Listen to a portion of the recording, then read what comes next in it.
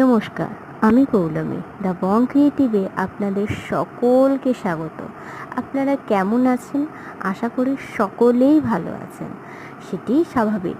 সকলেই সুস্থ থাকুন, ভালো থাকুন এই কামনা করি। কারণ সামনেই দুর্গাপুজো বলে কথা, সকলকে সুস্থ থাকতেই হবে। তো আর বেশি বকবক না করে আমি নিয়ে এসেছি আরেকটি রোজকারের মতো নতুন ভিন্ন স্বাদের ভিডিও নিয়ে। আজকে আমি একটি বার্থডে সেলিব্রেশনের কিছু সেরা মুহূর্ত আপনাদের সাথে শেয়ার করব।